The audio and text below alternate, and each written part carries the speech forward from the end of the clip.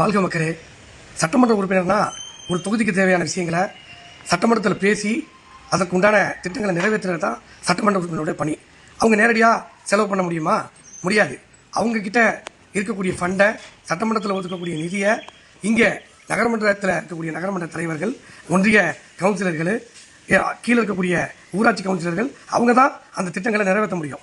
இந்த தொகுதிக்கு திட்டங்களை வாங்கி தருவதற்கு தான் சட்டமன்ற உறுப்பினர் தேர்ந்தெடுக்கிறோம். அந்த அடிப்படையில் தமிழ்நாடு முழுவதும் கருத்து கணிப்பு, அனைத்து கருத்து கணிப்புகளும் திராவிட முன்னேற்ற கழகத்தினுடைய ஆட்சி தான் மீண்டும் அமையும் என்று வருகிறது. அந்த அடிப்படையில் நாகப்பட்டினம் தொகுதிக்கு யார் சட்டமன்றத்தில் பேசி நலத்திட்டங்களை வாங்குவார்கள் என்பதை நாம் தான் புரிந்து கொள்ள வேண்டும். ஜவாஹிருல்லா அவர்கள் நேரடியாக முதல்வரிடத்தில் எதிரணியில் உட்கார்ந்து நாகப்பட்டினத்திற்கு தேவையான அனைத்து திட்டங்களையும் பெற்றுக் கொடுக்கக்கூடிய ஒரு வல்லமை படைத்தவர். இங்கே திராவிட முன்னேற்ற கழகம் ஆட்சி அமைத்து எதிரணியில வேற ஒரு வேட்பாளர் வந்தார் என்று சொன்னால் இந்த தொகுதியினுடைய வளர்ச்சி கேள்விக்குறியாகத்தான் இருக்கும். இந்த தொகுதி வளர்ச்சி அடைய வேண்டும், திராவிடம் 2.0 என்ற மீண்டும் ஸ்டாலின் தொடர வேண்டும்.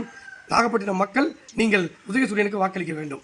எதிர்க்கட்சி வேட்பாளர் ஒரு கருத்தை முன்வைக்கிறார், மண்ணின் மைந்தர் மண்ணின் மைந்தர். ஆனால் அந்த கட்சியுடைய மாவட்ட செயலாளர் மயிலாடுதுறை பாராளுமன்ற தொகுதியில் நிற்கும் போது மண்ணின் மைந்தர் தெரியாது. அந்த கட்சியினுடைய முன்னாள் பொதுச் செயலாளர் அவர்கள் வேற தொகுதியில் போய் நிற்கும் போது இதே வேட்பாளர் அங்கே போய் பணி செய்கிறார். இதெல்லாம் ஒரு வெத்து வாதங்கள்.